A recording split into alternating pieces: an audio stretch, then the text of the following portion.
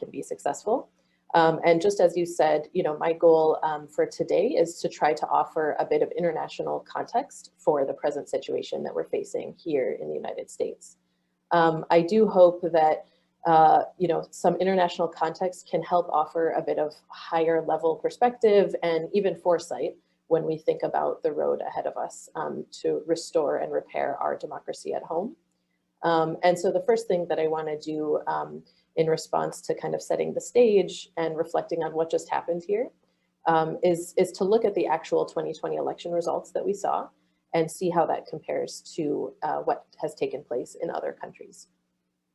So my first point is actually a bit of good news, which is that the fact that Trump lost his attempted re-election is counter to the trend internationally that populist leaders tend to get re-elected.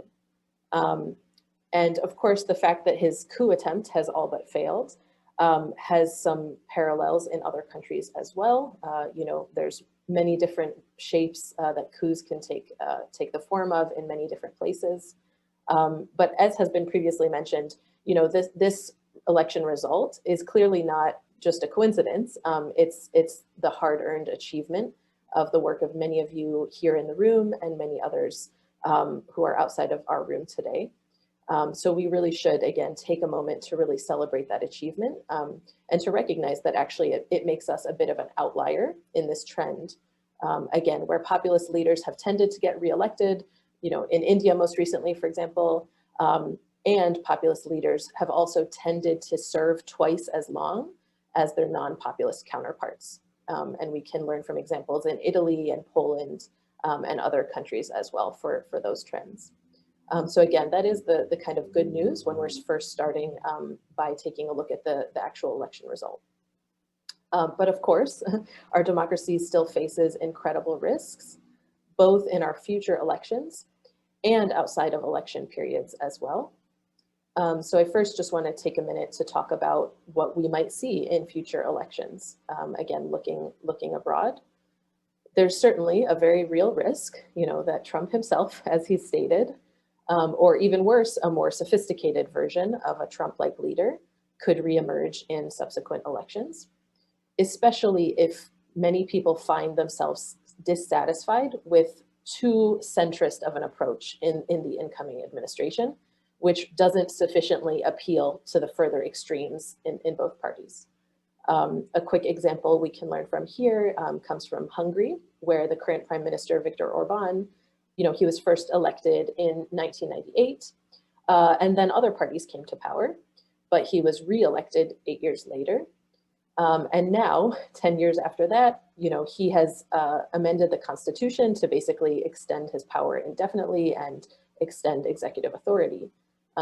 So of course, there are still risks in our future elections that we need to be diligent about addressing, and risks that could happen outside of elections as well, which I'll touch on more in this next part of our conversation.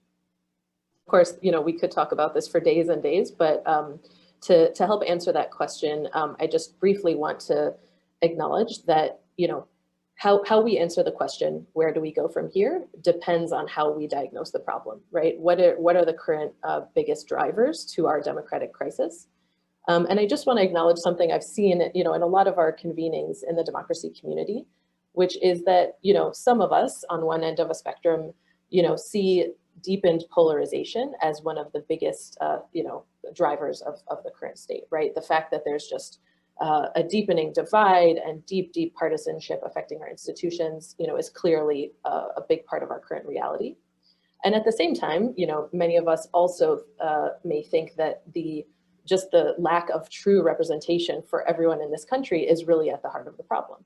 And so, of course, I just want to first acknowledge that we have to address both of these things.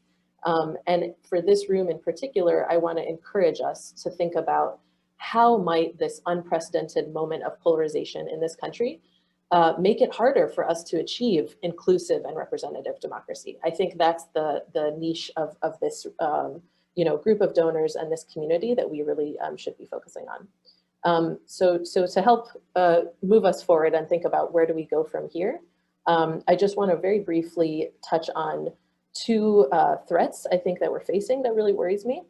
as well as two sources of hope and opportunities, I think, that exist to address the present challenges. So, you know, there's many things, again, that could pull us further down the path of authoritarianism, but I want to underscore briefly these two threats, especially for us to think about in this current moment. So threat number one, of course, is that we basically lose the little common ground that remains in our political sphere and the agreed upon rules of the game. We know that so many democratic norms have been completely violated under this current administration in the last 4 years, and that could get even worse even once the administration changes.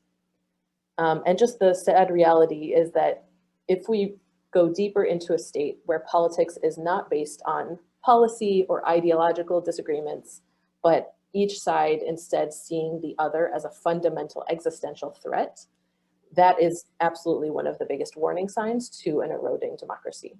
So we have to acknowledge that and have to find ways to address it. The second related risk that really worries me is what happens to the majority of Trump voters who still do believe that their vote was stolen, right? The 70%, the 50 million Americans who think that their vote was stolen in this election. There's a real risk that they will be driven to more extreme methods if they feel that they're not politically represented. And so, of course, you know, as Vanita also said, you know, we can't just try to have them fade into the background.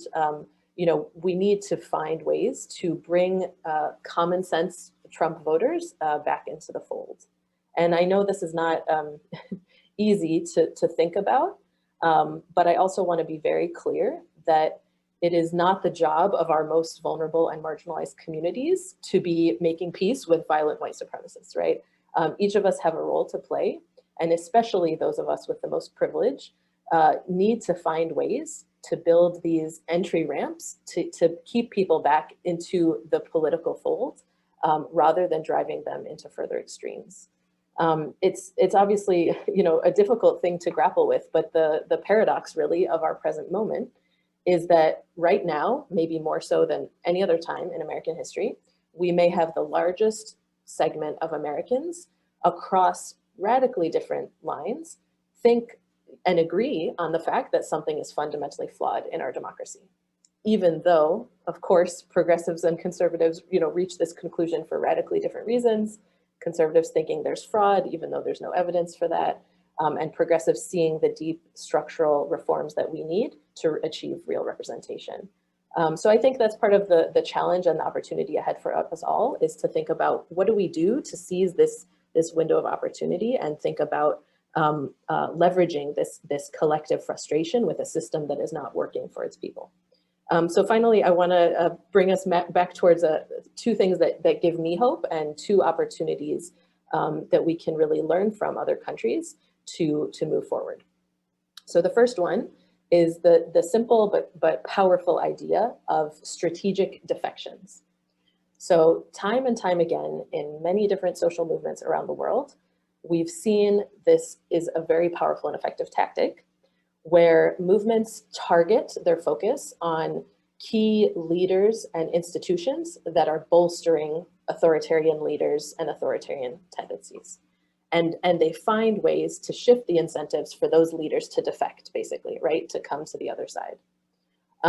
You know, pulling key leaders away from an authoritarian trend in the business sector, for example, or within media, within the courts, within the police. You know, Mara touched on this as well about who are the leaders inside police departments that may be forging allies and relationships with you know, white militias, and what is the strategic behind the scenes work that can be done to cause defections, to pull people away from that and towards this side. So we can discuss this more, but I really want to underscore again this concept of strategic defections. How can we pull pillars of support away from authoritarian leaders towards our movement?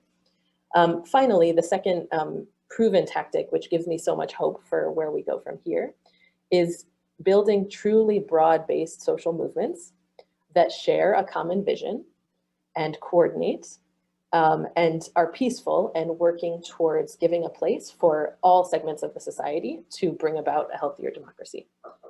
There's some really powerful recent examples from Tunisia in the last decade and from South Korea of these really broad-based movements, bringing together students, labor, faith groups, human rights and civil rights groups, all together under the common umbrella to really advance their agenda. And very importantly, to coordinate at the national and local levels. So again, I think that's another opportunity in particular for this group to think about, is how are we building a broad-based movement with widespread coordination, building on the incredible achievements of this year as we continue to move forward. So the last point I just want to add here again is that no matter whether you think polarization is at the heart of the problem or fundamental representation is part of our problem, we need to be moving forward together because of course we need to address both of these issues and ultimately be paddling in the same direction. I'll do two takeaways, but I'll keep them very brief. So the first takeaway I hope to leave you all with is asking ourselves collectively, who is doing the necessary work to bring back mainstream Trump supporters into the fold rather than driving them towards further extremes, and to really seize this moment of widespread concern about the state of our democracy that is cutting across all of these lines, including through strategic defections and other tactics. That's number one.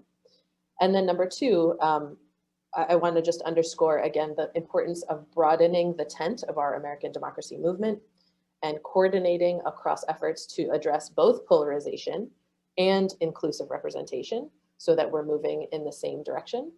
I think the reality is that donors, honestly, in many instances, are the connective tissue that play an absolutely essential role to coordinate across disparate networks, and especially to coordinate between state and local efforts and national efforts. So I find tremendous hope in thinking about, again, who are the bridge builders, who is facilitating information and relationships across these networks so that we can build the broadest possible movement moving forward.